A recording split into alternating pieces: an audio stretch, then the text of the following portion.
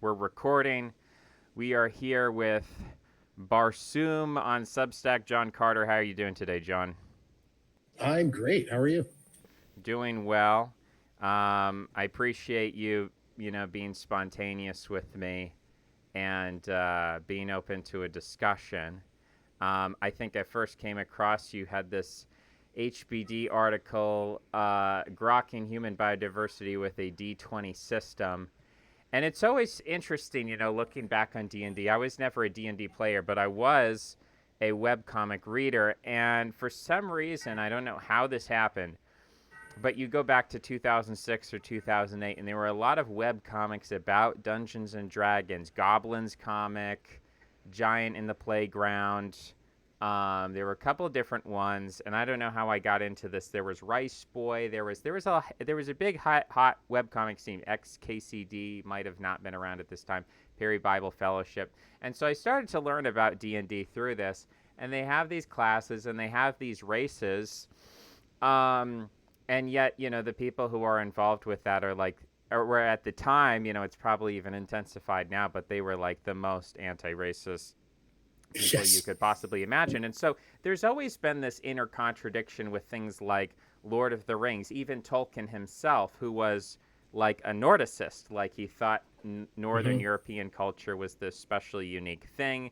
There, he was a Nordic revivalist. He thought we should go back to these things, and yet at the same time, he was like a big anti-Nazi. So, what is your? Do you have a take idea that do you have like a Freudian psychoanalysis of like why is it that the people who are the most attracted to Nordicism and medieval Europe and mythology and Dungeons and Dragons with all the races and the classes, why are these people the most anti-Christian and the most anti-racist? Like, what is that bifurcation and like that paradox there? Is that a broad human phenomenon? Is this like a Well, I'm particular? not. I'm not totally sure that's 100% true, right? I mean, like you see a lot of Tolkien imagery and references used all over right-wing circles. He's kind of been adopted, actually, um, and at the same time, like Tolkien has kind of become almost like if you like Tolkien, it's kind of like a dog whistle almost to the other side. You're supposed to prefer Harry Potter, Uh, but yeah, I mean, like in terms of Dungeons and Dragons specifically, that absolutely got taken over by the kind of the wokeists, I guess. Wizards of the Coast, and they just kind of, yeah, they paused it really hard over the last decade. I think you're even not even supposed to talk about races anymore in D&D because that's racist to talk about races. So I think they replaced it with species, which is kind of a funny own goal because this is sort of a point that you see occasionally on the HBD side that maybe we should talk about subspecies rather than races. That is an interesting question, like why there is a set of people who are attracted to that kind of like fantasy world, which is like very much embedded in uh, a sort of European mythological setting, and they're very hostile towards the West in every other way. I think it's a lot of these people, they sort of live in a fantasy world. I mean, if you believe in equality, if you believe in uh, you know, gender woo, then you're not living in reality, obviously. So they see like a fantasy as not a connection to the deep mythological roots of the European soul, but they rather see it as like, you know, just a kind of imaginative realm where you can do whatever you want, be whatever you want, um, and and yeah, so that's sort of their thing. Um, but like that said, there are a lot of people involved in Dungeons and Dragons even to this day who don't look at it that way at all. Like there's another writer on Substack. He writes the Contemplations on the Tree of Woe blog. I don't know if you're familiar with him or not. Really interesting guy. So that's a Conan the Barbarian reference, actually. And he is also a game designer by profession.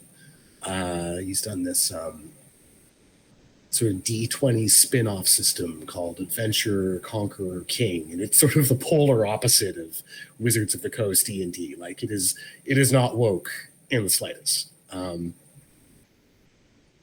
he raised about $200,000 on Kickstarter to put out the final version of the rule set. So he's got quite a following actually for that.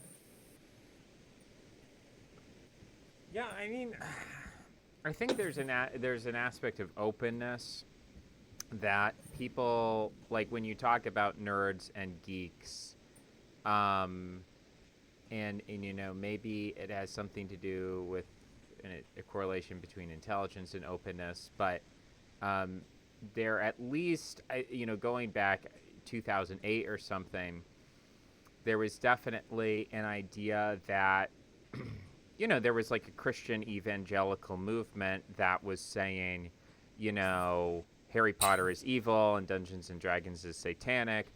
And oh, so, yeah. You can find those Jack Chick comics from the 1980s where it's, you know, D&D is a satanic witch cult, which is going to open your child to demonic possession and stuff. Yeah, I remember all of that. So I think I think for a lot of liberal white people, they don't even think about non-whites as having agency. They basically think that the two sides are the conservative whites and the liberal whites.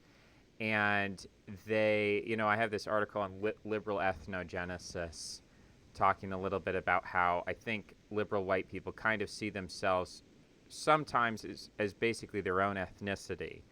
Absolutely. I don't know if you've ever read Neo-Ciceronian Times by Theophilus Chilton. I know, what a great name, right? He's an old NRX blogger, and he's on Substack for the last few years. This is a point that he's made many times. Exactly what you were saying, that there has been this sort of ethnogenesis that's happened in the North American continent, where you actually have like two sort of distinct white nations that have emerged. The red tribe and the blue tribe are very sort of different from one another. And the other groups are sort of anything ranging from like furniture to like minions, basically. Yeah, exactly. Right. Dolly. So you know, I would even go further than that. Is going back to the Whigs and the Tories, and obviously they were not. You know, the process of ethnogenesis is a long one, and I've done an article on the Dutch and their ethnogenesis, and at some point I'd like to do an article on the Ukrainians, but. You know, we have had ethnicities emerge in the last 500 years. And, like, we have historical documentation where we can look at how that happened. And so, you know, the divide between Whigs and Tories does go back about 500 years or 400 years. And, you know, it has been complicated by various events, like in America, you know, the Whigs won, right? They won a total victory, and so there was no real ambiguity. But then that split sort of reemerged with conservatives versus liberals, and so I think liberals and Whigs. Well, also, I kind of want to interject there that that Whig victory was certainly that characterized the United States. But what happened was the Tories went north and they became Canadians. So if you look at the Canadian ethnogenesis, like it's actually something which happened in reaction to the liberal revolution in the US. And it was very much based on this kind of like high Tory Church of England monarchism and imperial loyalism and sort of all of those ideals. But then, of course, as conservatism reemerged in the US, like Canada was sort of subverted by liberalism over the long haul. Well, it's really interesting, right? So we can talk about race as a fundamental point of disagreement between the left and the right, going back quite a long time, and specifically in Canada, there were immediately, like not long after the Revolutionary War, but there was immediately a distinction in terms of how Canadians dealt with a black population. I don't Hmm. think Canadians ever really had black slaves. They might have had some Native American No, indentured servants or no, we something. didn't. No, there were no black slaves in Canada. We were a terminus for the Underground Railroad. So during the 19th century, there were a fairly small number, actually, of Africans who ended up settling in Canada, and we handled that the same way Americans did. We segregated them off in their own little communities, tucked them away in remote spots away from the white people, and they were marginalized and something of a curiosity for most of our history. Yeah. I know that the other thing I would mention is like the British attitude toward Native Americans, or the Tory attitude, was a kind of paternalism. I mean, Native Americans fought, I think, more fought for the loyalist cause than with the revolutionary cause. Um, Hmm. and I think one of the earliest portraits of like paintings of Native American chiefs comes from these chiefs who visited the United Kingdom to sign a treaty with the Queen, and Hmm. so there was like there was a lot more of a respect for the noble savage, as opposed to you get these people like Daniel Boone and Deathwind. It was his nickname, not Daniel Boone, but a lot of these pioneers were living up close and personal, and they didn't have any romantic concept of the noble savage. Um, No, but at the same time, I mean, the American attitude was exterminate the brutes, but there was this level of respect for the natives. I mean, you see this in all sorts of ways in American culture. You name most of your weapon systems after Native American concepts: the Tomahawk missile, the Apache attack helicopter, and so on. Uh, you call your sports teams after them. When you protest, you are known to dress up in Indian garb as your war paint, essentially. So there are many aspects in which Americans clearly, were like, okay, we need to wipe these people out, but we also kind of respect the way they fight. I think that's Canada is something that very. developed over time. I think initially we're talking about 1600s, 1700s. I think Mhm. I don't think there was a lot of respect. I think actually, and I forget which article. I don't even know if I published it yet, but I was working on a project to look through the Romantic movement. So eventually in Europe, you started to actually get people dressing up as Native Americans, and that was a huge part Mhm. of like this weird thing going on in Germany where they were like nudists and they were communists, but they were Nietzscheans, and like there were these weird and the Swiss I Alps. Like didn't. there was, That's interesting. I didn't know about that. yeah, I That's mean, there was a lot of huh. weird stuff going on. So that idea of the Native Americans as worshiping nature. I mean, there was also British Israelism and Indian Yes. Israelism. The theory that there's a book called "The Hope of Israel." I think it's 1653, written Is this by, the idea that the Indians, like the North American natives, are the lost tribe of Israel? right, Right. right, and that Yeah. was then revived by Joseph Smith in religious texts. And today we look at that and Yes. say, "Oh, he must have been schizophrenic," but that was a popular anthropological Right. theory. He wasn't. He didn't make that up. He plagiarized it. So, there were a lot of these theories that were going on. So there had always been, Rousseau, like a noble savage type, and then there was the actual people who were fighting the natives. But eventually, 1924, I don't know if it was Grover Cleveland or which president it was, Harding, one of those early 20th century presidents, decided to signed the bill granting citizenship to the Native Americans. So that was basically the end of, there were no Mm. Native American wars after that. There was a reservation system. I think actually it was around that time we had our first Native American vice president. It was our first non-white president, and basically the first one Oh. and the last one until Kamala Harris became the second Mm. non-white vice president. So that was like this.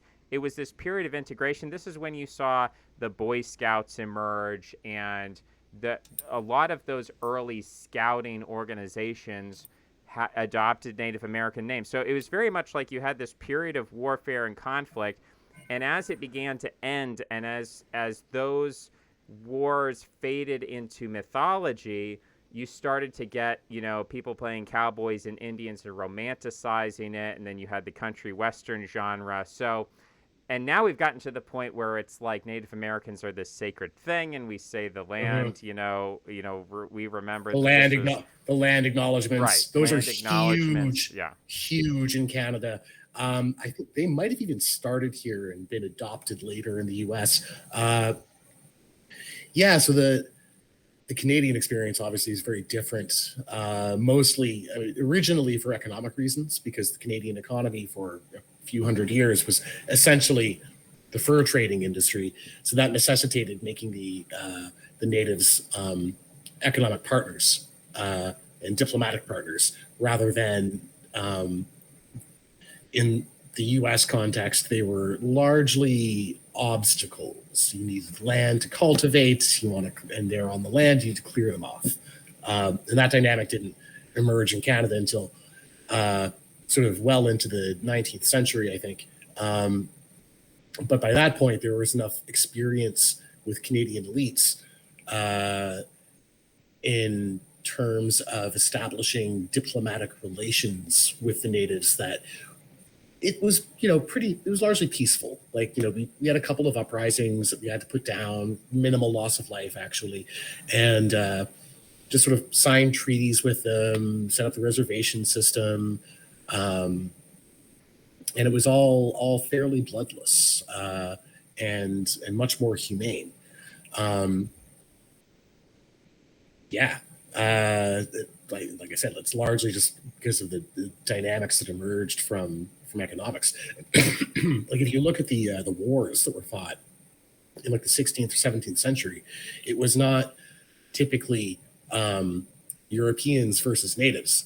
It was the British versus the French, and the British would have like their Iroquois allies, and the French would have their Huron allies, because the natives also were fighting amongst each other for access to European goods, just as the Europeans were fighting with one another for access to North American resources. So, yeah. Yeah, it does seem like the American experience. Well, to give it a larger context, it's like we could look at what happened in South America, right? So the Catholic Church comes in, it sees that there were these civilizations in place. Some of them recently, so there's the Mayan, Aztec, Inca.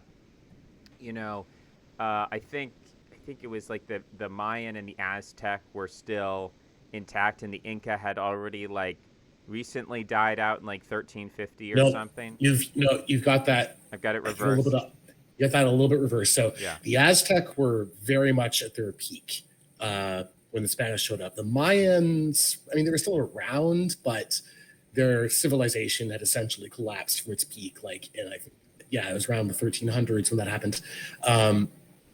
So, lots of abandoned cities in the Yucatan Peninsula and such, but you still have lots of Mayan villages all over the place. And the Inca also were pretty much at their peak when Pizarro showed up. Yeah. But the interesting thing with the South American contrast is that the Spanish sort of came in, they find these more or less functional civilizations that are, hierarchical and organized.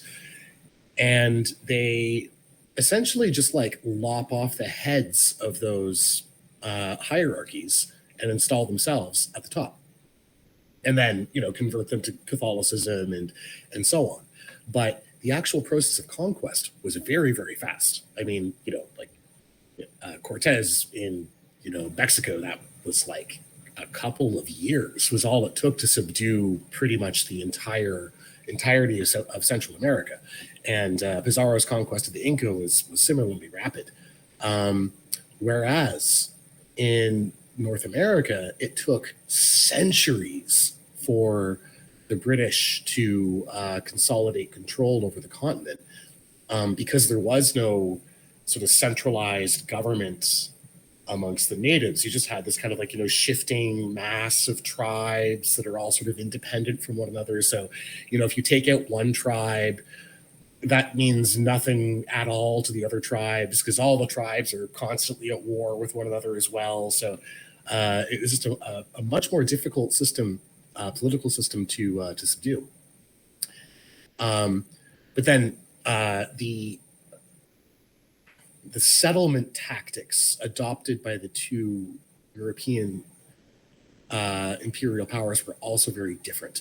The Spanish basically installed themselves at the top, made themselves into like the caudillos, the local feudal lords, essentially replicated the Spanish feudal system all over South America and Central America, and left the local population kind of largely intact. And since then, there's been a lot of interbreeding and introgression of European genetics into the local genetics and African genetics and all of that. Whereas in North America, it was the British pursued a much more Saxon style strategy. Basically the same thing that the Anglo-Saxons did in Britain, where they came in, pushed the Welsh, the original Britons, out of the best parts of England, and then just like settled that. So they didn't sort of like, rule over the Welsh as sort of like feudal lords with a Welsh peasantry. They just replaced them entirely. And that's exactly what we did in North America on a much larger scale. Yeah, so there are these two models, which is, you could call it the colonial model and the imperial model, or the Anglo-Saxon model versus the Norman model.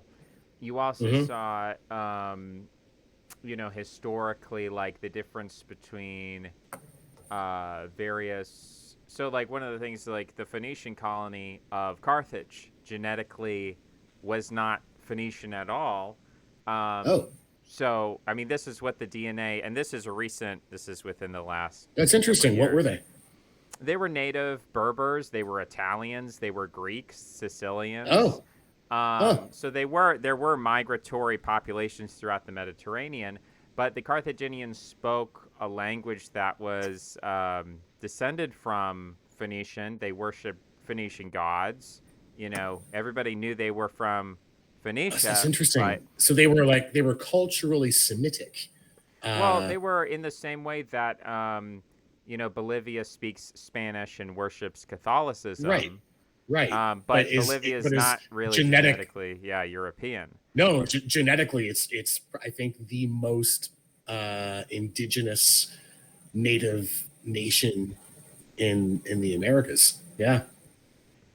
So that would be an extreme example of a founding population coming in.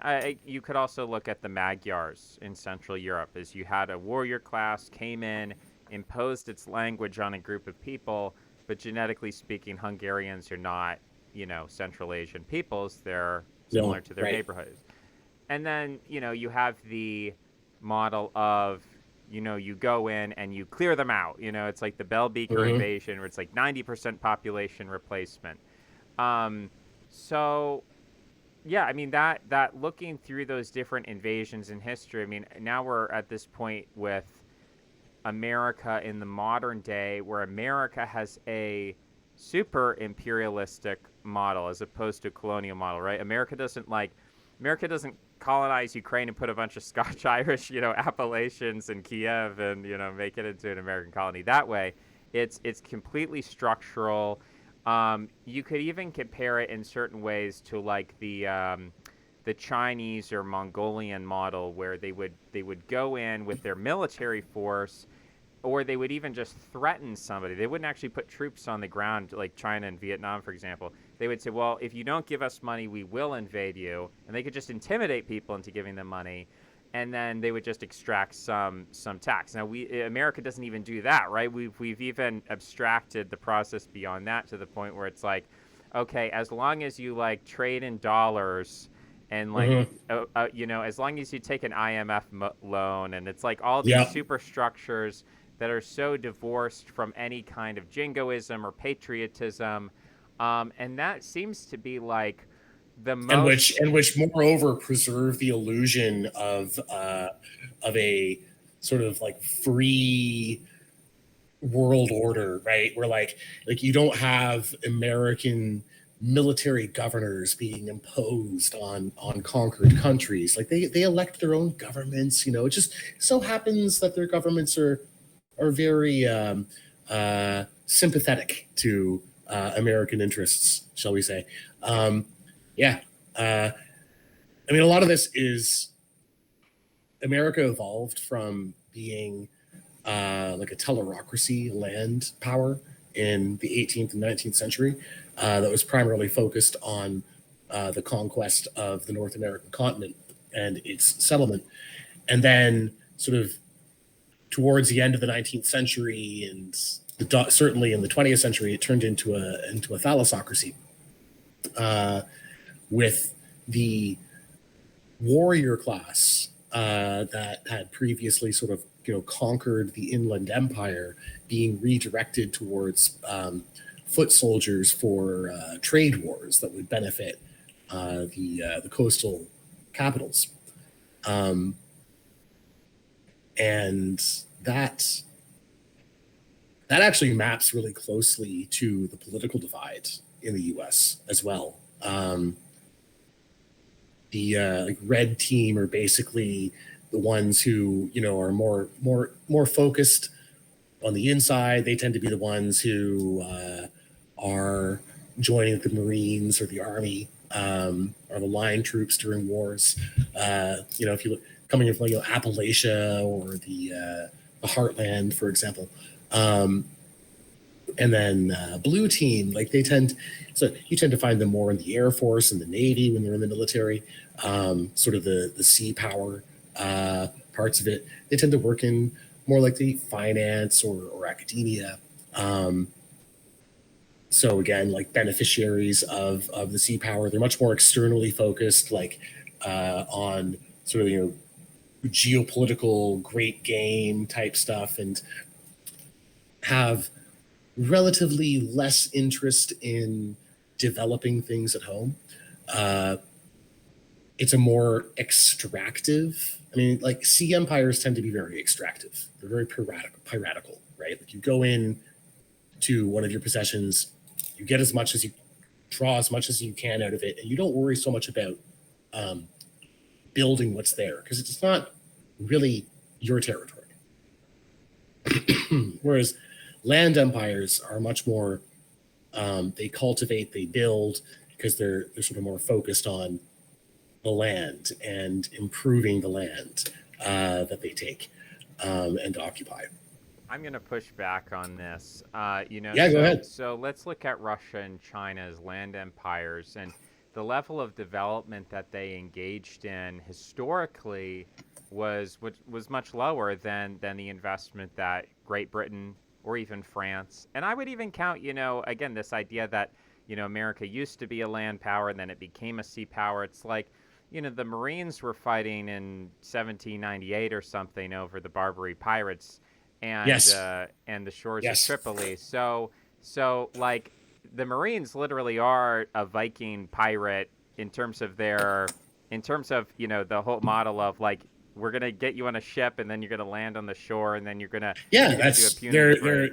Their frontline expeditionary troops. It's always been their purpose. So I think in the War of 1812, America launched an assault on Canada. I don't think it went very well. I don't think we were able to conquer Canada. It did not. They thought that the Canadians would greet them with open arms, that we were eager to leave behind the tyranny of the crown, and it turned out that was not really the case. They encountered stiff resistance. Then their own forces started mutinying and sort of refusing to march. And then, of course, I mean, the British military was far more professional than the American military, so they were able to counterattack, took Detroit, burned Washington to the ground.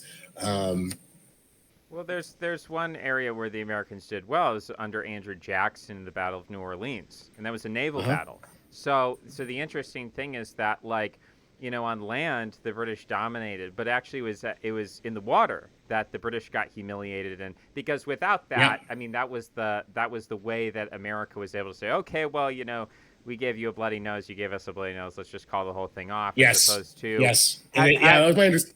And I think I've read that in 1812, the War of 1812, the Americans didn't have much of a navy, but they did have a lot of ships because I mean, like there was a lot of trading and like the 13 colonies. So they basically just like issued letters of marque to whoever wanted one, and all of these privateers just like took to the high seas, shut down British shipping all over the world, and but then they lost the land war against the British. So yeah, and then the two sides were like, all right, let's just status quo antebellum. All right, let's just do that yeah. because it was So basically so the other thing that's interesting, in terms of America as a thalassocracy, is, I would say that every kind of nation has its own epic poetry. Like, you have Chaucer for England, you have Beowulf, you have the Nibelungenlied, you have, King Arthur, the the Aeneid, the Aeneid, Odyssey. the Iliad, and the Right. Odyssey. Sure, Right. okay, So you yeah. have all these examples of national literature, and I think the national literature for the early American white Anglo-Saxon Protestant nation was Moby Dick. Moby Dick is all about these guys in, Nantucket who go hunting for this white whale, and it actually was, significant economic venture at that time because that was the only way people could obtain oil. They Mm-hmm. didn't have oil wells in the ground.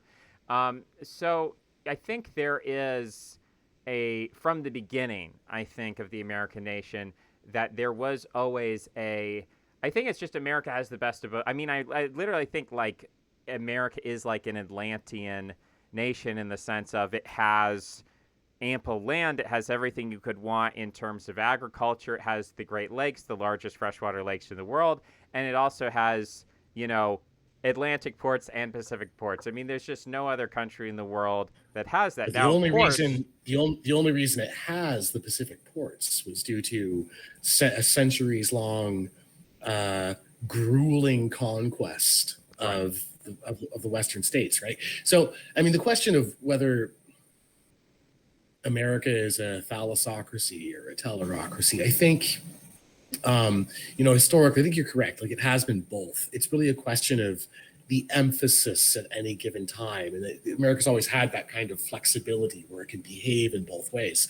But you do have sort of sub ethne within America that sort of have more of an orientation in one direction or the other, I think.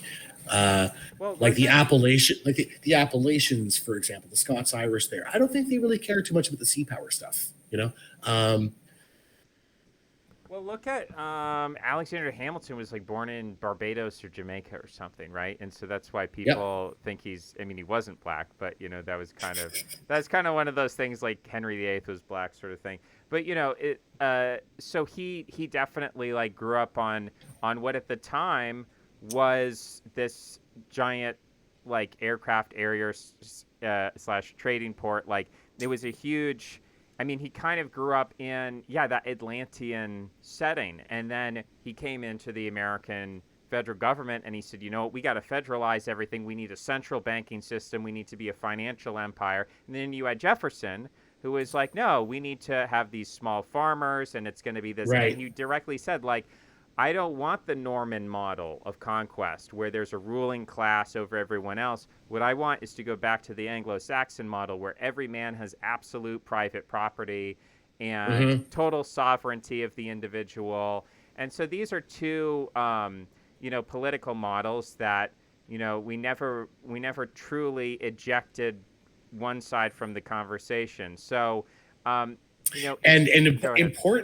importantly, neither did England, right? So America, I think, is inherited from their British forebears a lot of the same sort of internal contradictions. I mean, like, okay, so the Normans imposed their model on England, absolutely, but they didn't actually like expunge the Anglo-Saxon element, right? Like, it's still, you still have the English common law has been there, throughout. The notion that a man's home is his castle. I mean, the Normans weren't able to do away with that at all. And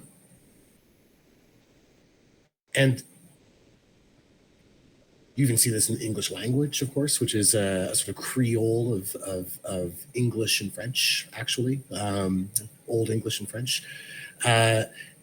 So, you have these contradictions, but it also gives English society this incredible flexibility where, when it's presented with a certain problem, it's got all of these tools that it can draw on that maybe other cultures don't, because like they're more pure forms, for example. America definitely has that, I think.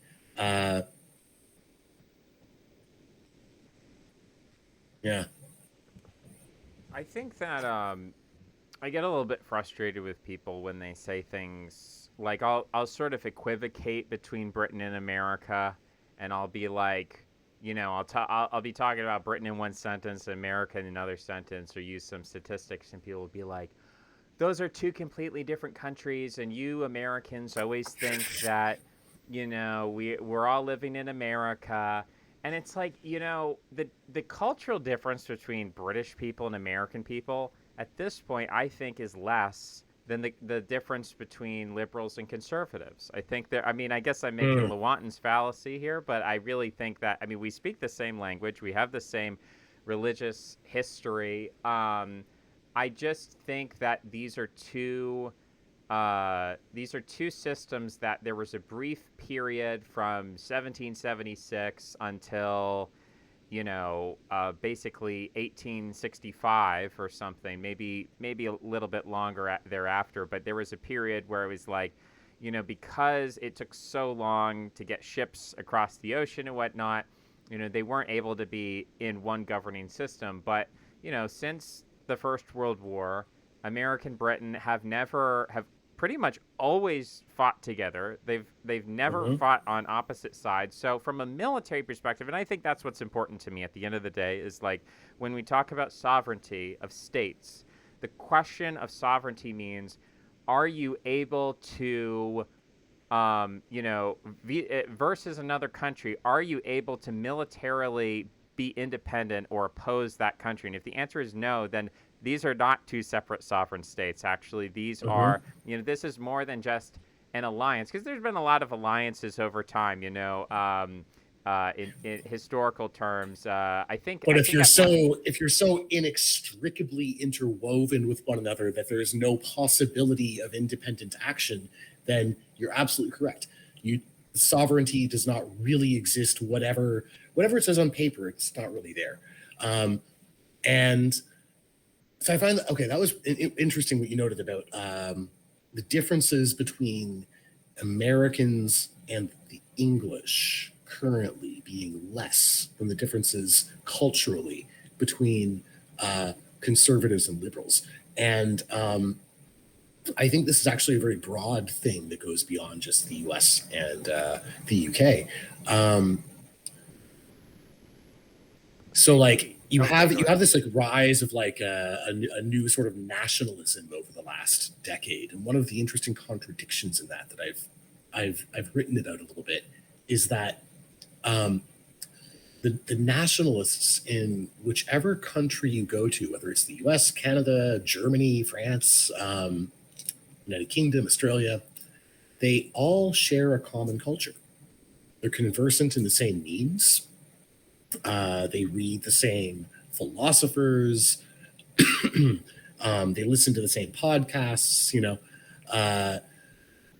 They're more culturally similar to one another than they are to their immediate physical neighbors who are, in Antifa or just like clueless normies or, what have you.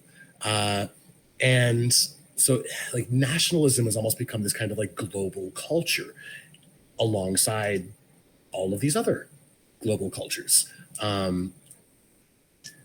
Like the kind of international managerial class or the sort of subaltern, what were they calling them on Twitter? The roadmen, the kind of like vaguely, brown, Muslim, African, American hip hop, culturally infused like subculture that you see like pretty much all over Europe and North and even South America now. And there's something potentially very interesting there emerging, where there's this possibility for culturally or ideologically compatible people who were sort of distributed around the world to cooperate with one another in essentially network states that are all sort of like, layered on top of each other throughout, like kind of across like all of these national boundaries. I guess I have noticed the way in which, like I don't know the names of all these people, but I've noticed there's this there was this Muslim woman. I mean, she's wearing a hijab, but she's like smacking her lips on bubble gum or something while she talks, and Right. she has these. It's like it's like very ghetto flavor. Right. Exactly. Like, it's right. Yeah, So there's like a universal ghetto culture, which is ultimately Western. I mean, there's ultimately something. You can trace all of this back to like, Scotch Irish Highlander culture or something like that. I think Thomas Sowell talks about that as like a lot of what we think of as black culture. It's like, yeah, they don't have fried chicken in Africa. A lot of these things are like soul food and soul music and all of that. That's true. And the blues emerged directly from like hillbilly music, like folk music. Yeah, it's true. Yeah. One of the things I saw an interesting post on Twitter is the grammatical or phonological or phonetic similarities between Black American vernacular and the Anglo-Saxonization of the English language. So they say das. Like, that's mine. Okay, well, das is yeah, a German I saw word. someone saying like, why is all the Ebonics German? Yeah, I saw that. Right. Yeah. So if you look at the top 100 most common English words, they're predominantly of Germanic origin, and so there's this implicit class structure within the English language, and Black people, in creating a kind of Marxist nationalism around the idea of we're ghetto, we're low class, and we take pride in that we're gritty. Psychologically, they're all speaking the English language, and so if you're trying to poetically tap into an aspect of the English language that's gritty and low class, you're going to use Anglo-Saxon terminology, and you're going to kind of re-Germanize the English language. Yes. Yes. And so rap music, actually, the funny thing about that is that they recreated flyting, which was a Nordic Scandinavian practice of, you would have a duel of words and you would just say these horrible, things about each other's mothers and whatever. And then you talk about, sexual imagery, and you talk about violence. And this is how people would insult each other in poetic verse. And so there was also rap music. along exactly the same lines. A year or two ago, there was some like DA, I think it was like Atlanta, maybe, or Baltimore or something like that. One of the very, very Black cities. And she argued that a bunch of Black guys who had gotten into a shootout or something should not be charged because it was basically like, she was like, well, they were just doing trial by combat, and that's their culture, and they have to be allowed, that shouldn't be illegal. And we're seeing that being like, hold on, that's our thing. How come, so you have this kind of reemergence of that, those Germanic cultural tendencies amongst the blacks. It's so interesting and somewhat disturbing, I must say. Because I do think that white people could probably use a bit of that. But along those lines, what is kind of interesting to note is that a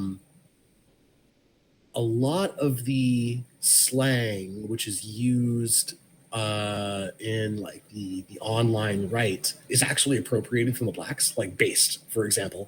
That's black slang, you know, and there are other examples. And of course, this is precisely the part of sort of white culture, which is in many ways kind of re-Germanicizing itself because it's trying to get in touch with that sort of warrior root. So and they end up drawing upon precisely the same cultural forms as the blacks do. So that's kind of interesting. Yeah, well, you got Kanye West combining African tribal imagery with Nazi imagery, and I don't think it's entirely paradoxical or accidental. I do think that I think from my perspective, white nationalism is an emulation of black nationalism. As you know, white people need to have a solid block, a community. We take care of our Mhm. own. We conceive of each other as a race. We don't have any particular, it doesn't matter whether you're German or English or Welsh or French or whatever or Russian. We're all one big block, and actually Which the Europeans hate that, by the way. I'm sure you've noticed this, but whenever you bring this up, like in the Europeans are involved, they really push back hard because they're acutely aware of the differences between like the French and the Spanish and the Germans and the Dutch and the Italians and so on. And even at the subnational level, like the Germans will all tell you that a Bavarian is not actually a German, for example. That's why I've started to talk about white globalism rather than white nationalism.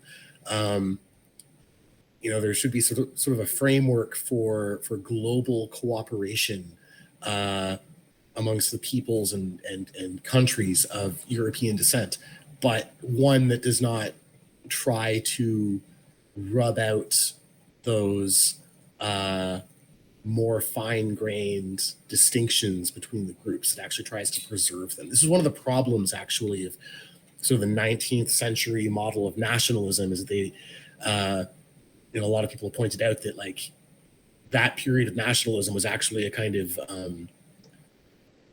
the globalism of its time.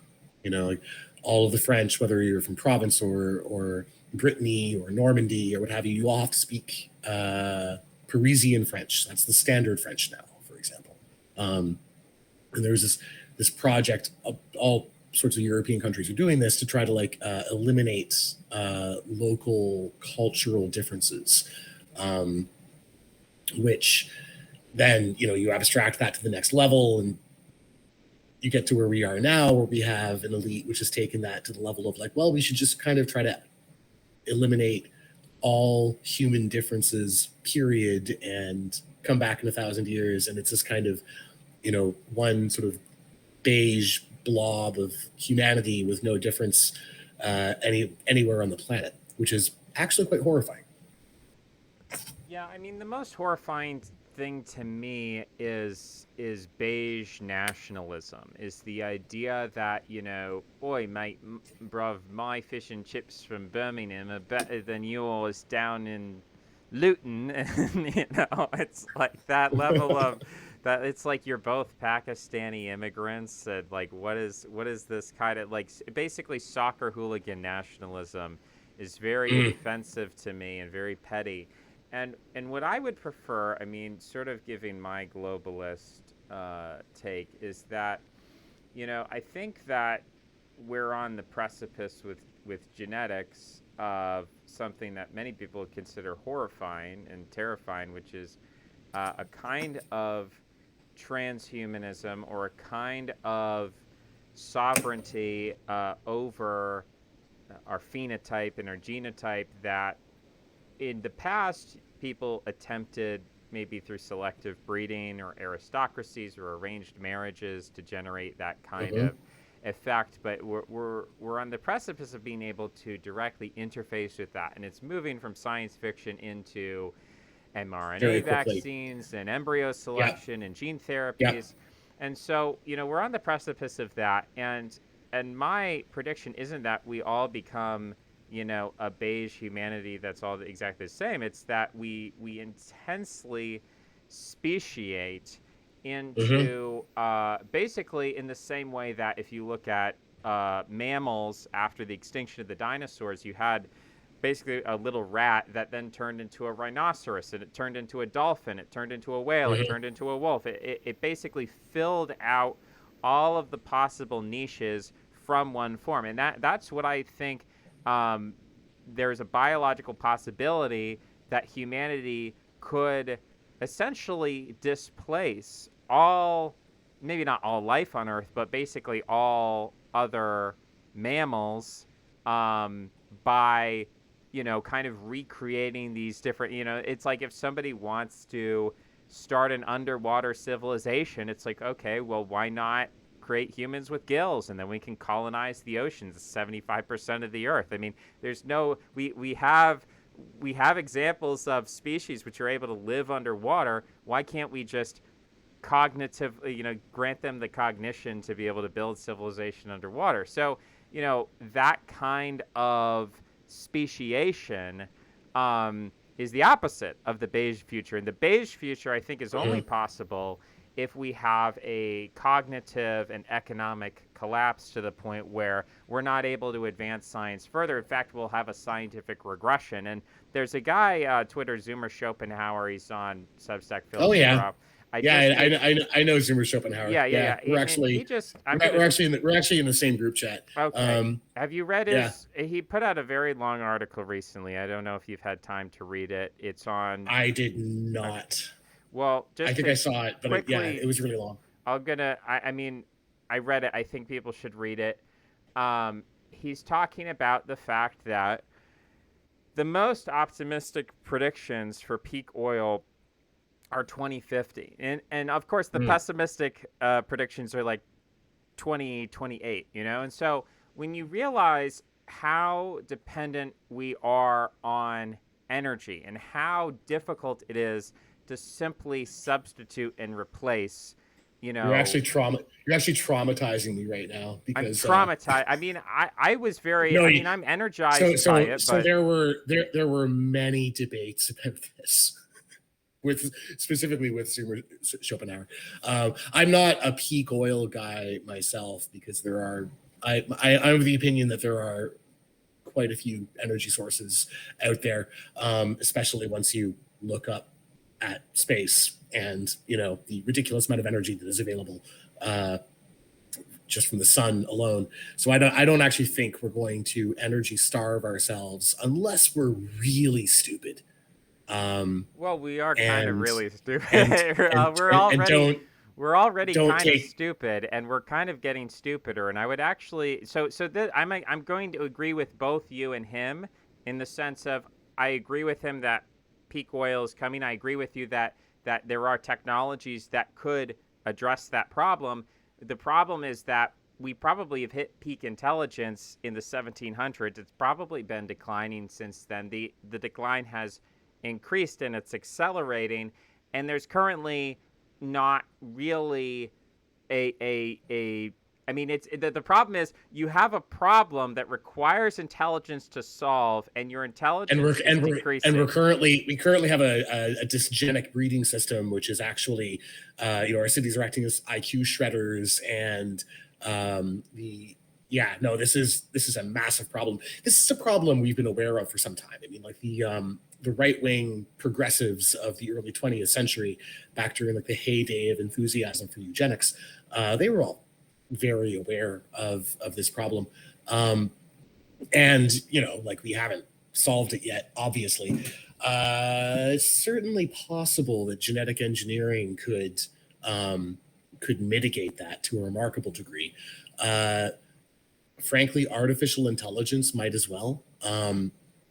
So Copernican had a really sort of somewhat unsettling piece a few days ago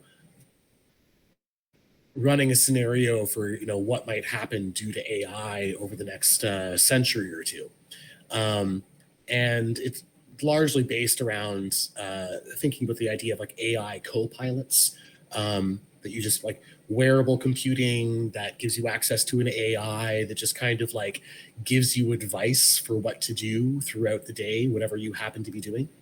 And that advice is excellent advice 99.5% of the time, to the point that like, of course, the people just start relying on the AI for everything. So most of them just become thralls. Their brains turn into oatmeal. But these sort of de facto cyborgs actually do outperform unaugmented humans as long as they have access to their AI. Which one of the things, he didn't mention this in his own piece, but one of the things that occurred to me with that was like, well, that would actually kind of eliminate a lot of the racial disparities in IQ, right? Because like, you take someone with an IQ of 70 and you put this co-pilot on him, and now he's got a de facto IQ of like, 140 perhaps. And it doesn't matter that he's genetically just not very smart.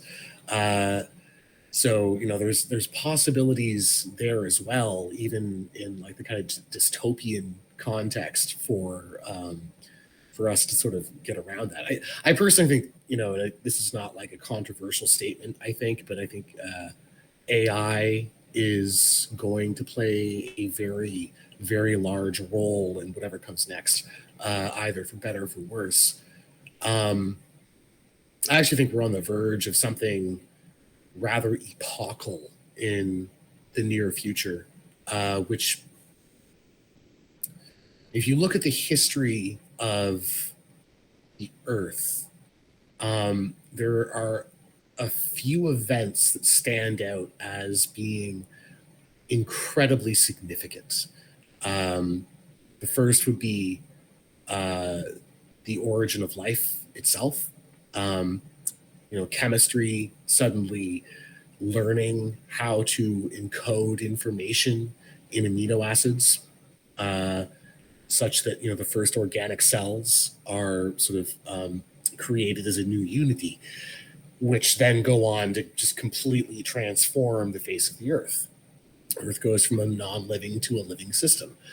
And then the life gets kind of like more complex over time, but it's just organic life right up until humans emerge. And then we come up with language, which gives us the ability to encode information at this even higher level of abstraction than the genetic. And then we, in a very, very short period of time, completely transform the face of the Earth. And now I think we might be on the verge of kind of the next level up, like meta language, like what happens after language, right? What happens when language itself is able to structure itself in such a way that it's able to form higher level, it's able to encode information at a higher level than language, which I think is actually what language models are ultimately doing. And then that opens up very interesting possibilities for social organization, where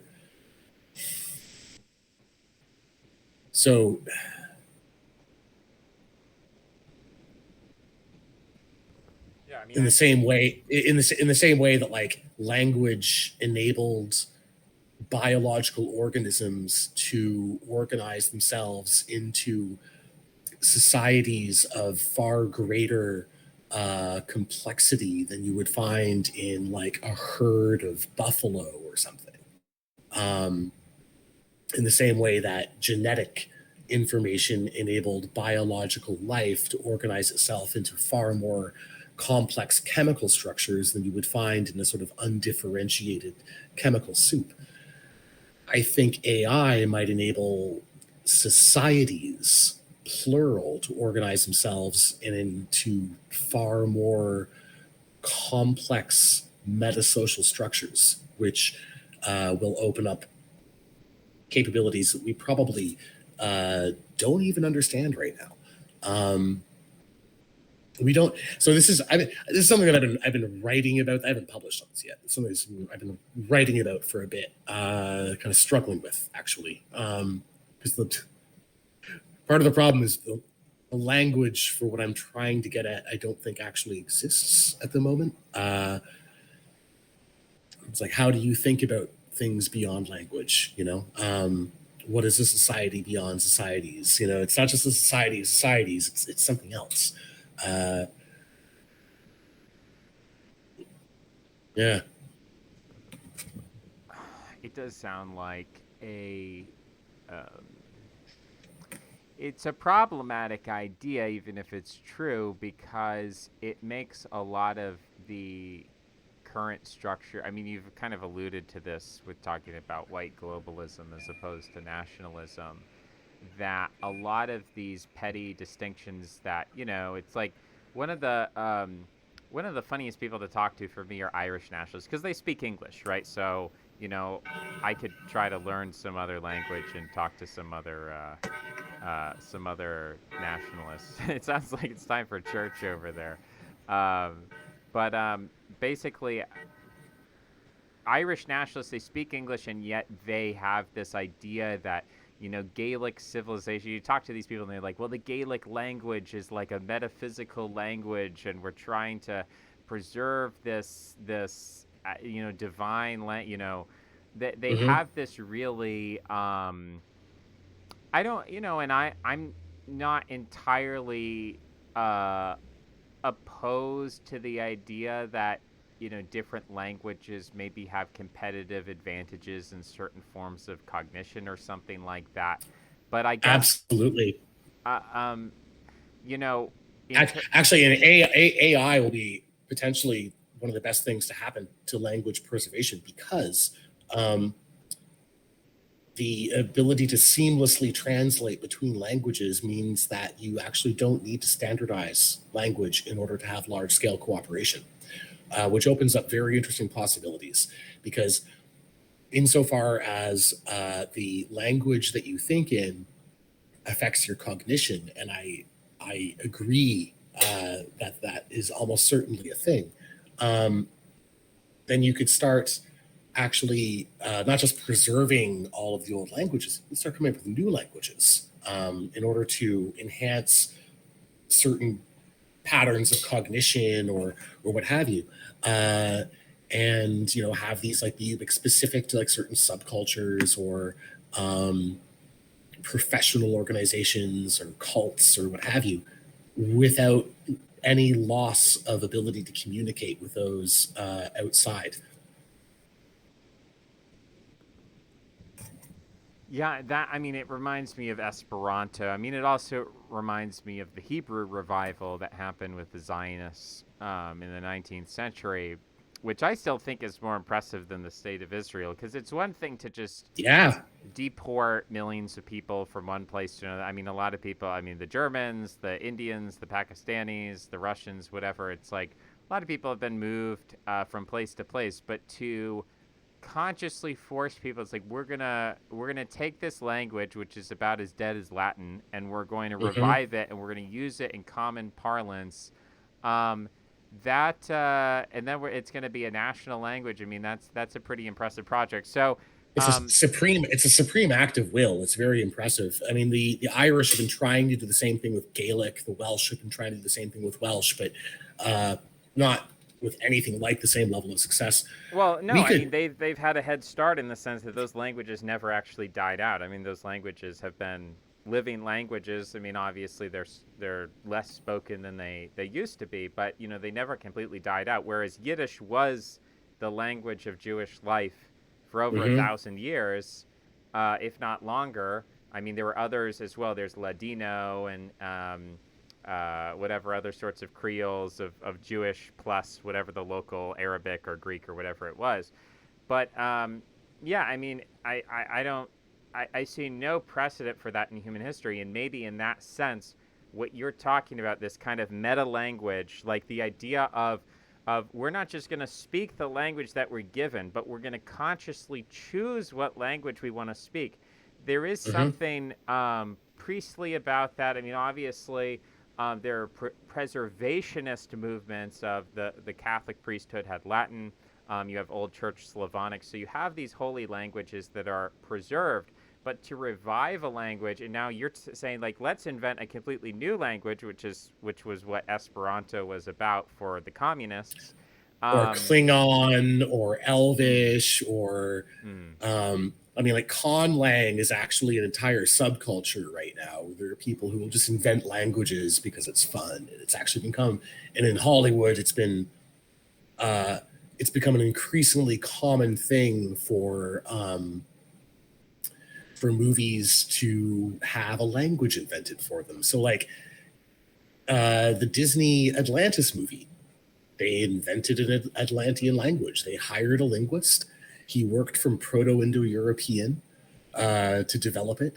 Um, there was this fascinating movie about the domestication of the wolf um, called Alpha, which is a really interesting movie. And the entire movie takes place uh, is in this invented language, which is the best reconstruction that they could make of what was probably spoken in Siberia 20,000 years ago.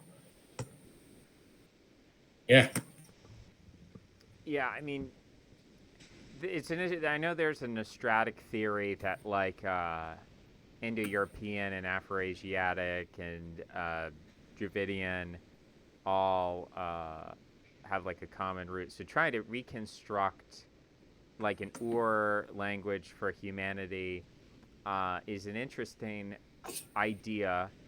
Um, so I think yeah, I think there are these opportunities for creating new cultures, but there's a structural aspect to the economy that in order for progress to go forward, you got to keep the lights on. You got to keep the planes in the air, and you've got to keep the ships in the ocean. People need to And be able to communicate. Exactly. But that's the whole thing with, where AI comes in, because we already have machine translation tools that are so seamless that someone can just like talk into a phone and the phone will just translate it for you immediately on the spot, right? You can point your phone at something written in another language and it will just translate the text on the screen. And this is like, a relatively early version actually of this kind of translation technology. It's only going to improve. Um, well, that's the so it's like problem. that. Is the problem is that if we want prog, I mean, there are some people who say, I don't give a shit.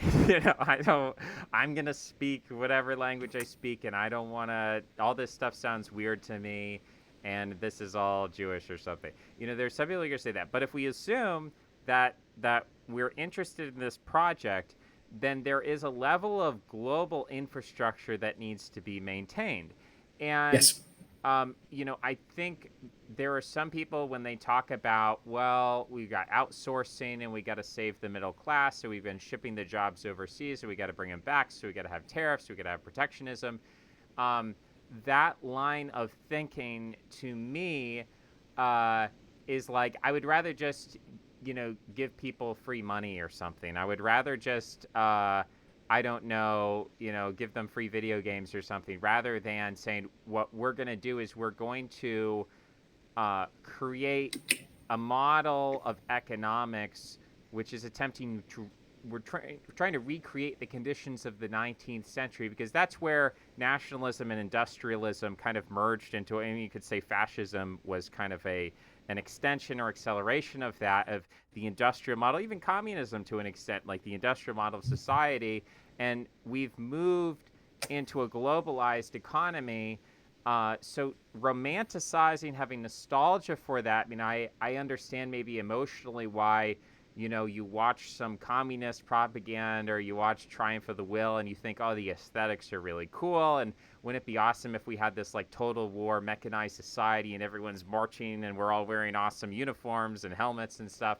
I understand why that's appealing, because the propaganda was made very well and it appeals to humans on a deep level. But at the same time, that kind of aesthetic it's maybe it's beyond LARPing, but that kind of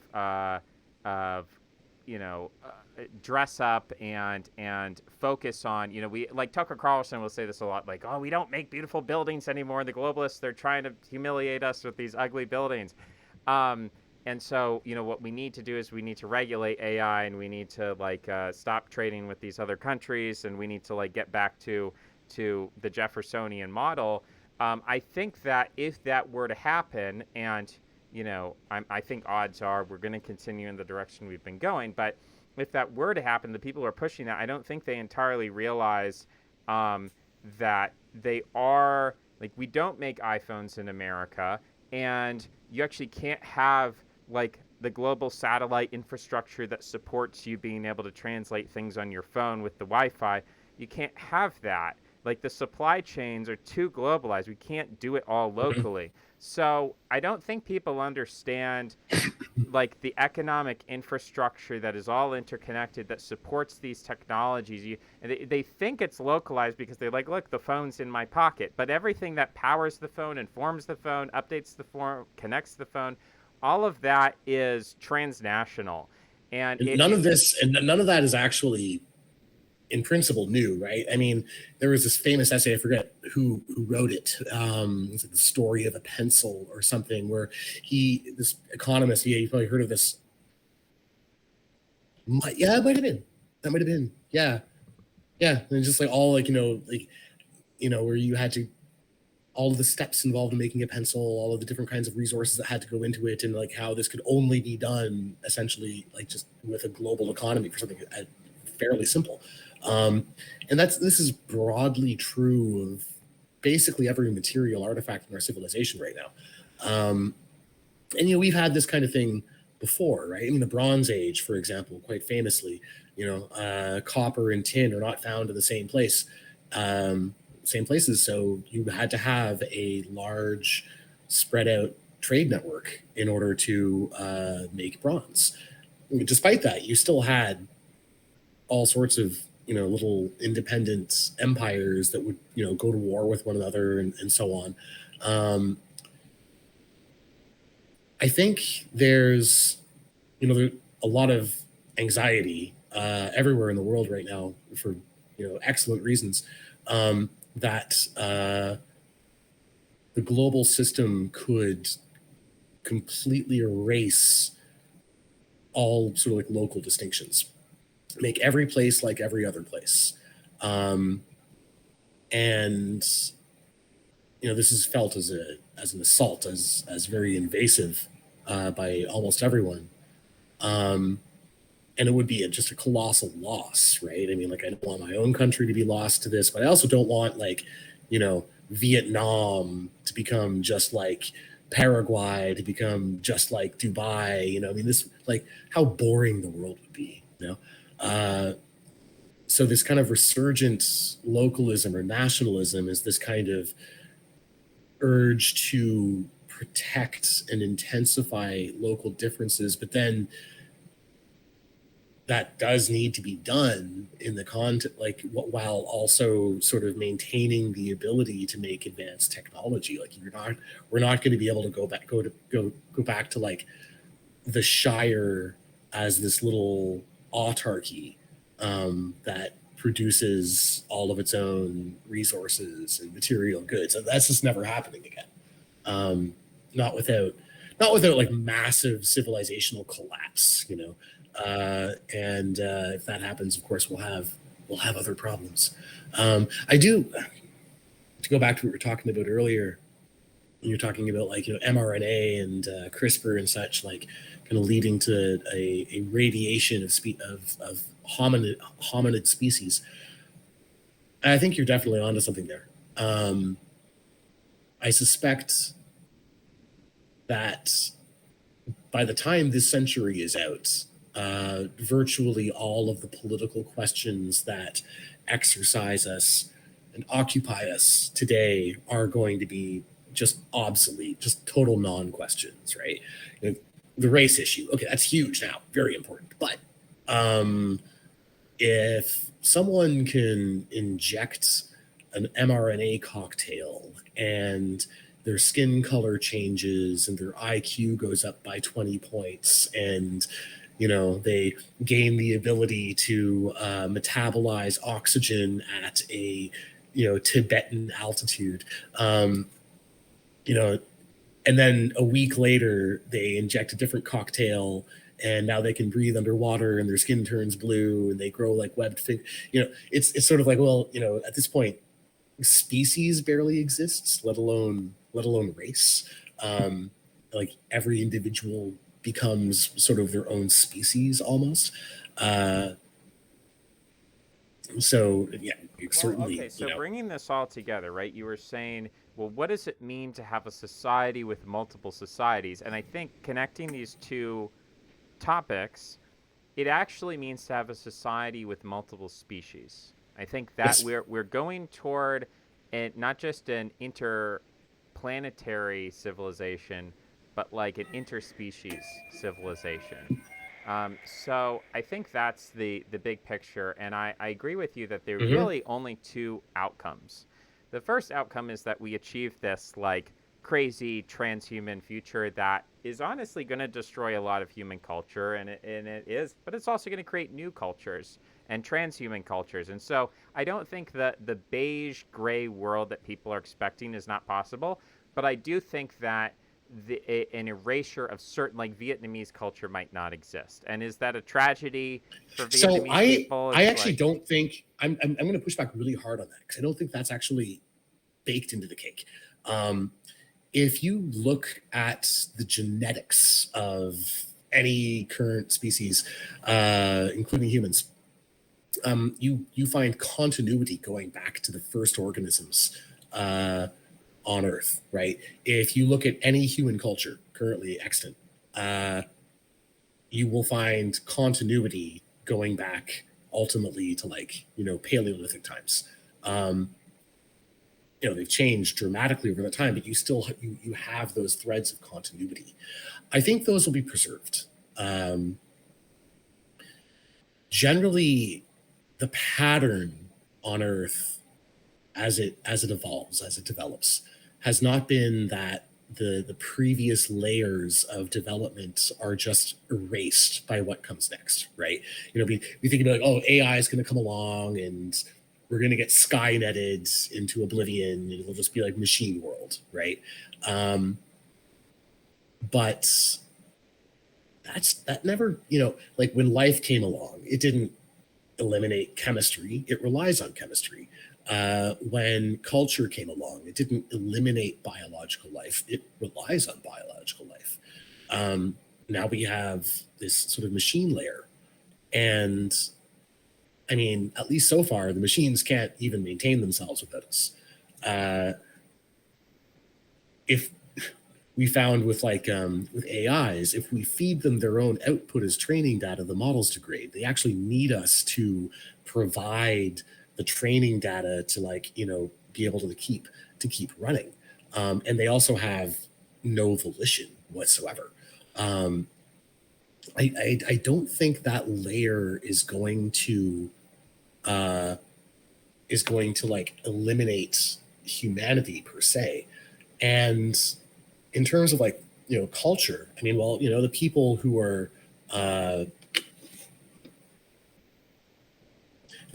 creating all of this are cultural entities who will inherit that cultural continuity from the you know previous eras, and they'll carry it forward, um, because it's the only way that culture can develop. Culture can only grow itself by building on what came before it. Every time there's been an attempt to year zero something, you get, Cambodia, right? Um, and they just like everything just collapses. Uh, so yeah, I mean, I'm maybe a little bit more optimistic about, where that goes, but I do think we'll have to be sort of maybe more like deliberate and conscious about it, which is, yeah, I think one of the historical purposes of the contemporary right uh, wing movements right now. It isn't just sort of preserving the nations. It's also this conscious revival of cultural roots. You see this with like the return to like Orthodox Christianity, or sort of like Nordic paganism, or the interest in reading the classics. Um, it's this desire to connect to those deep threads linking us to the past and carry them into the future in new forms. Well, I mean, there are examples in history where there was a complete elimination of a strata and a replacement. Yes. So I don't think it's inconceivable that there. I mean, and we've actually seen that, right? So we have seen within the Holocene, certain species do go exist. We have actually seen Yes. certain cultures go extinct, certain languages go extinct. So I think that will happen. I think where I would try to have a compromise or try to, um, I don't know, reach a synthesis of ideas between the opposition here is that when we look back at like the Byzantine Empire, kind of how we talked at the beginning, we said, there are imperial empires, there are colonial empires, Alexander the Great versus the Mongols versus, so you see all these different human cultures and you see them converge on certain forms, platonic forms of strategy and civilization, how they organize, and they converge on those forms in the same way that a rhinoceros converges on the form of a triceratops, right? So one's descended from a Yes. rat, one's descended Right. from a lizard. They converge in the same form. So in that respect, I think that diversity is inevitable because there is not a universal perfect being. There are multiple different niches of Mm-hmm. operation strategically that makes sense. So there is the thalassocratic Yes, and civilization. the engineering constraints of a given niche will lead to organisms sort of evolving towards optimized forms for that niche, which is why you see the same forms reappearing again and again from multiple lineages. Yeah.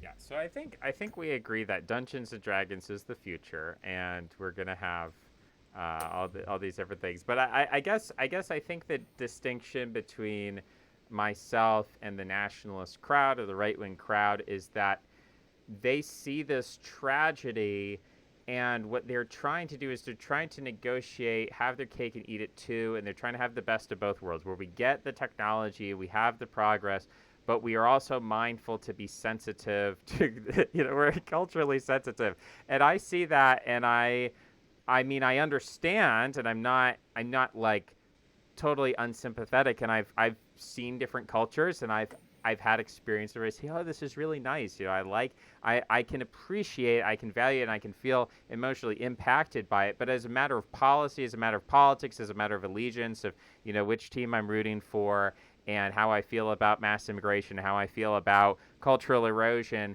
um, I think that in terms of what I want the state to do and how I want violence to be applied in order to what we're going to do with trade and what we're going to do with our military, what do we do with foreign aid, I'm much more in favor of technological acceleration than I am in like tiptoeing and preserving, like, well, let's make sure that Mm. we don't have too many immigrants because that could cause white genocide or something like that. That's just not something I worry about. That's not something that's high on my priority. And I think that talking through these issues in a I'm actually rational way. one of the reasons I'm against high immigration rate levels is actually because it is bad for technological acceleration, in my opinion. Uh, um, it depends on the immigrants, of course, but most of the immigration that we have right now, it's like, oh, we have slave labor, therefore we don't need automation. As a very simple example of that. But similarly, like if you have low quality engineers and you're packing them into your corporations, they're probably not going to be innovating quite as effectively as they would otherwise. Um, Well, so I would make the argument that we live in a globalized world and our access to labor actually. So there's a controversial guy on Substack and Twitter, Nicholas Decker, and he actually wrote an article talking about there are basically two camps of neoliberals, or there's two kind of prongs. One is open borders and the other is free trade. And he was basically saying that if you have free trade, then effectively open borders doesn't matter, because we live in a world where it's so easy to ship things across the ocean that it doesn't Hmm. matter if the workers are in Vietnam or whether they're in America. Now, it benefits those workers, obviously, to move to America because they have access to higher standard of living or whatever. But in terms of the global economy, actually, moving people around doesn't increase productivity and efficiency very much, except for, as you mentioned, there's a 1% in the top, cognitive capacity, where actually if you move them from the Ganges River to Silicon Valley, they actually do increase their productivity because they're around other smart people. Hmm. But if you're just talking about, manufacturing, slave labor, whatever, actually having open borders is not the best thing from the perspective of just trying to maximize economic productivity worldwide. It What's is much more important is great. free It trade. is great, however, for asset prices. Um, so if your portfolio is full of real estate, then packing as many people as you can into an urban area is a fantastic way to keep that property bubble inflated, which I think is one of their main functions, actually, because this, of course, our current ruling class. This is sort of one of their main things, are asset prices. The labor thing, I mean, that's obviously like there are certain functions that can't. Manufacturing, of course, yeah, you can import stuff from Vietnam. That's fine, super cheap. Um, DoorDash, a bit more difficult, and of course, what are a lot of these people doing? They're sort of working in the DoorDash economy. Uh, but again, like that's going to be a temporary thing because the automation is basically already there. That we're just the within a few years, it's going to be a matter of like, oh, I would like Vietnamese food. So you just like open your phone, you hit the DoorDash app. Will not actually call like a Nigerian man in a car. It will call a quadrotor drone to whatever location you happen to currently be occupying, including the middle of a forest somewhere. Um, Amazon delivery will work the same way.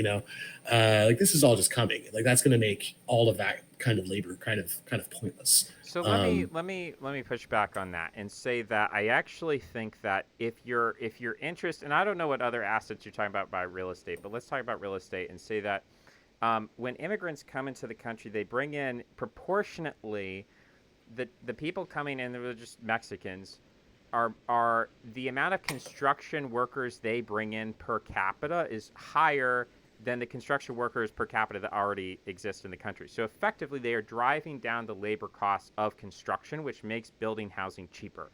The type of people who are coming to the country, the Mexicans, they are not occupying four-bedroom houses in the suburbs, in desirable this is places, it's right? very specific to the United States, um, Sure, but it sure, is yeah. worth pointing out that like those people coming in are also bringing their wives and their children with them, who are absolutely not working construction. Um, so you are creating more housing demand by bringing more people No, because in. because it's So about the ratio. It's about the ratio, and so the ratio of construction workers within the Mexican immigrant population is higher than the ratio of construction workers within the American population. So by importing those people, you're driving down the cost of construction labor, which makes it cheaper to build houses. The type of housing demand that they create is very distinct from the housing demand that middle class white people occupy. So these are sure, basically yeah, two different ecological niches. So the problem with housing, and there is a problem with housing, is it's old people, because we have $1 trillion a year going into Social Security and Medicare for people who yes, don't need it. These are people who are wealthy boomers. They have equity, but they don't spend that equity. Why don't they downsize? It's because they're speculating on a bubble. hmm, They're artificially yeah, creating this bubble by holding on to an asset they don't need to live in a four-bedroom house. They're 65 years old, grandma and grandpa. They don't need to have that house. They could downsize, but they're choosing not to because they view it as an appreciating investment. And so the way that you deal with that theoretically is a neoliberal Stalinism, where you just say, you know what, if you have a house worth over $200,000, you don't get a dime of Social Security and Medicare. And if you want to have access to those resources, then you need to go move to Kansas, get yourself a one-bedroom apartment, and then you can live off the teat of the state. But until then, we're not going to subsidize, because it's not just about giving money to those people. The effect of mm, subsidizing elderly people is that they are like hermit crabs refusing to leave their shell, and then young, productive people who need to live in cities in order to get jobs are locked out of not just the housing market, but also the job market. Because if Hmm. you're not able to move to New York City, you're not able to move to LA, then Then that you're not means going to get it. You're not going to get a good job. you're not going to get Exactly. a good Right. job, Yes. right? So it's Right. Yeah. that is And definitely hurting our economic and then you're productivity. and then you're not gonna and then you're not gonna meet your wife or your husband. You're not gonna start a family, No, and no, no. and the You're not going to entire do any thing of starts that. to get backed up. Yeah. So in terms of connecting immigration to this, I think you're certainly correct with the way you characterize illegal migration in the U.S.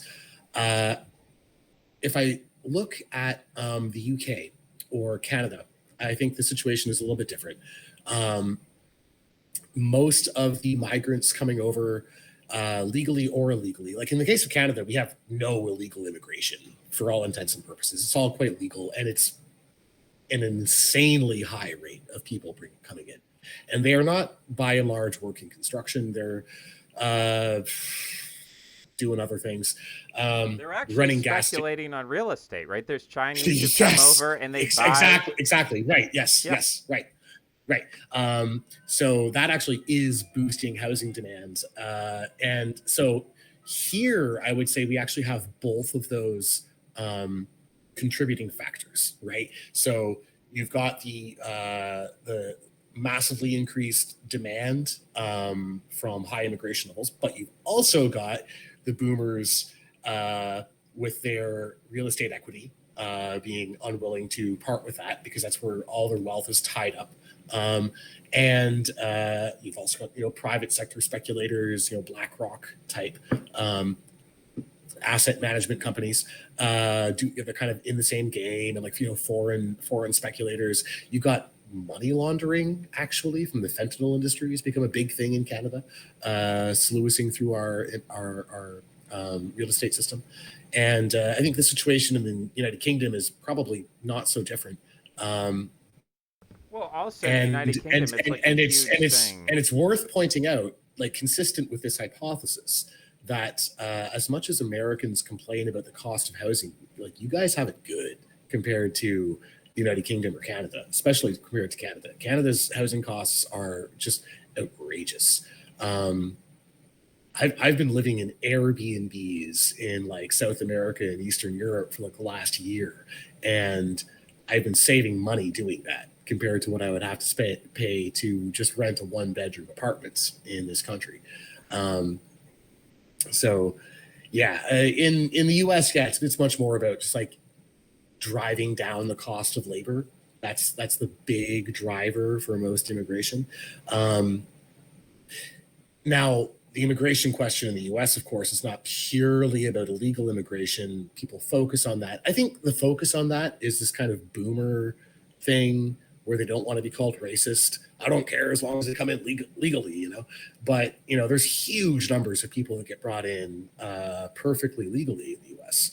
And they're not really, I mean, illegal immigration is a big deal. Don't get me wrong. But, all the H-1Bs coming in, for example, like these guys are not living like Mexicans, Yeah, I mean that. So let's tie this together now and actually say that the reason why boomers love legal immigrants is because they're going to do to America what they did to Canada and Britain. Is they're going to drive up equity value, which is great Yes. for boomers. And it's terrible. It's actually really bad if you're a young person to be competing Yes. with somebody who has more. Some 30-year-old programmer from overseas or whatever is directly competing with you for a job, and the boomers love that. They want to drive Right. down the wages of young people and increase their equity. So I'm actually in favor of open borders due to with their Mexico. ideology, they can pat themselves in the back for how enlightened and anti-racist they are as they, give the jobs that should be going to their sons and daughters to foreigners and so on. And they're like, oh, but it's infuriating. It's absolutely infuriating. Yeah, I mean, like, I basically agree with you on the Social Security question. I think boomers should almost all of them should be cut off entirely. Like, we just can't afford that. Like, I mean, and everyone knows it. It's not even an open secret. It's just like everyone knows, like, this is not, the money just isn't there. and like, and then the boomer's like, I paid into this. It's like, yeah, you paid into a Ponzi scheme your whole life. Good for you. Unfortunately, we can't afford this.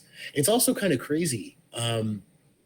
This just occurred to me a few days ago, and I was like, hold on, okay, so we've run these massive deficits over the last like 50 years, largely for like social spending, and a large amount of that social spending is kind of boomer money, right? But wait, okay, so the deficits mean that we have all of this national debt in every single one of our countries. Wait, who owns that debt? And of course, it's a variety of different sectors that own the debt, but one of the big ones are pension funds. So hold on.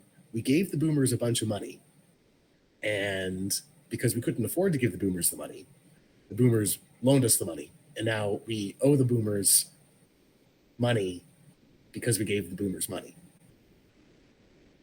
That's kind of what it comes down to right now, and it's like, this is actually insane. So yeah, if you got like a big 401k, like, no, you shouldn't be getting Social Security. I'm sorry, that's insane.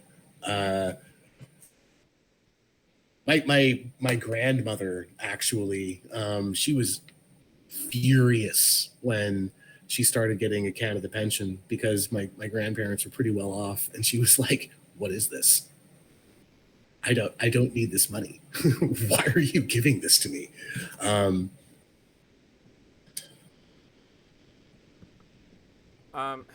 So I know we've been going for a while here. We've been really digging into these boomers. I did want to make sure before we sign off, I wanted to ask you about the state of the universities, and are basically referring to historical monasticism and the cathedral system. Yeah.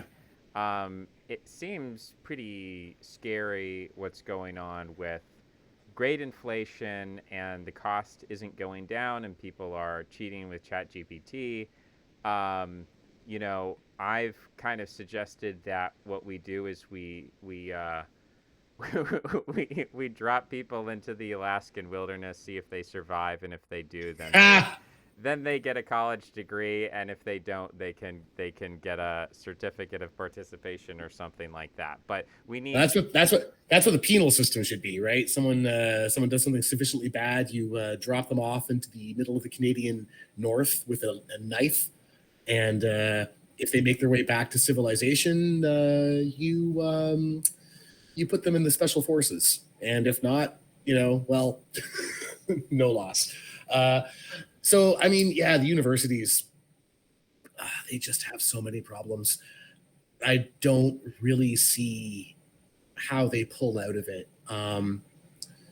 From talking to colleagues who remain embedded in there, my strong impression is that there's a lot of ostriching, sort of sticking their heads in the sand, wringing their hands about with their values. We can't change how we're doing things because equity or whatever. Like there's just a lot of unwillingness to change at the ideological level, which is not a good sign. They're becoming very rapidly obsolete. You've got Palantir, like Peter Thiel's company. They're just directly recruiting high school students for internships right now to enable them to just not even have to go to university to enter the tech workforce directly. And I suspect we're going to be seeing more of that as time goes on, particularly as the value of the university credential in terms of guaranteeing some level of knowledge or ability is just completely destroyed by grade inflation, by AI cheating, by all of it. I mean, all that said, the life of the mind will continue. The idea of a community of scholars where people come together to devote themselves to contemplation and research and teaching is not a particularly new idea. This has been around for thousands of years, and it will continue in some form. It just will have to, reinvent itself. But the contemporary university campus, with its armies of well-paid administrators, and I just don't see that being financially viable. And I'm not the first one to say that. There was I think a Harvard business school professor who, like, over a decade ago, was running sort of just the financial fundamentals, and came to the conclusion that by the end of this current decade, 50% of American post-secondary institutions would be bankrupt. And so far, we are exactly on track with his predictions. This has been happening kind of quietly in the background. There haven't been any like really high profile bankruptcies yet. Like, obviously UCLA is still there, the state school is still there, but there's been like a bunch of like little like private liberal arts schools and colleges and such that have, been falling by the wayside. And that is very likely to accelerate. Yeah, that is.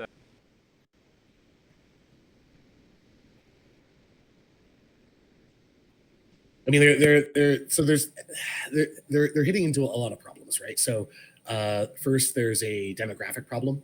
The low birth rate means that the available student population gets a little bit smaller every year. So enrollment has actually been dropping by about 1% per annum since about 2010. And this year is the year that they're expected to hit what they call like a demographic cliff.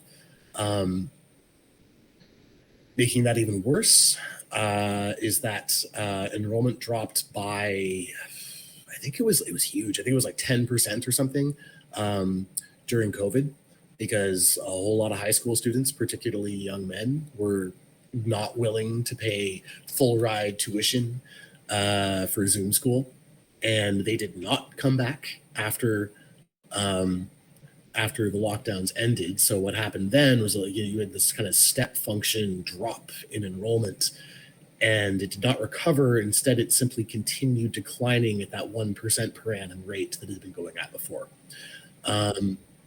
Something else that I wrote about several months ago was the feminization of the academy. So there's a dynamic where once an environment, be it a social environment or an occupation, a hobby, hits a certain percentage of female involvement, which is typically around 40%, then it gets coded as a feminine occupation or hobby or environment or what have you, at which point men stay away, right? Because you look at that and you're like, well, that, like, going to that, it's like, how many guys do you see going to yoga, right? Like, not right, exactly. You look at that and you're like, well, that'd be like walking into the girls' bathroom, and like, if you've ever, I'm sure you have, found yourself in a female dominated space for some kind of like female coded activity, all the girls are kind of looking at you like, what are you doing here, perv? Have you seen those videos of the bull steps out of the containment unit, and then there's all these cows surrounding it, and they're going wild because they've like going wild. They've never seen a bull before, and this is like, so, that's kind of that's how that's feel. what people. That's sort of like what people. There's like that kind of like, it's like a joke almost, right? It's like, that's what you think that's what it's going to be like, but it really doesn't work that way. It's like the old joke about the kid who enrolls in the women's studies class because it'll be a target-rich environment. It's like, yeah, you're not going to find. That's not where you're going to find your girlfriend, right? Because the way that women evaluate male mate quality is by comparing them to other men, typically in some form of status competition, and they want to go for the guys who are doing well in that. But if the guys are in a female environment, they can't evaluate that. So there's something almost like defective about a man. And this has actually been studied, where men working in female coded occupations actually have a lower rate of marriage, higher age of marriage, just overall less romantically successful. Not impossible, obviously. There are male nurses who, get married, but they have more trouble than men working in more masculine occupations. And so, like, men sort of instinctively understand this. So, I mean, the problem for the academy is that they are hitting, in fact, largely have hit that threshold of 40 to 50% female at the undergraduate level, at the graduate level, and are rapidly approaching it at the faculty level. And there are still individual programs where you have male dominance, typically in STEM fields, engineering or physics or what have you. But the overall campus environment has become very, very feminine, which means, and actually university presidents have observed this in real time over the last few years, that the young men just start to stay away because it's been coded as female. And you add that on top of the demographic decline, and you can see there's a rapid enrollment decline coming. And then you add on top of that the ChatGPT cheating issue, which is going to severely undermine the signaling value of a degree. And then the young men are going to be like, why would I spend $50,000 to go to university? That's what girls do, and it's stupid. There's no value to this degree anyhow. And I mean, at that point, like the system is basically cooked.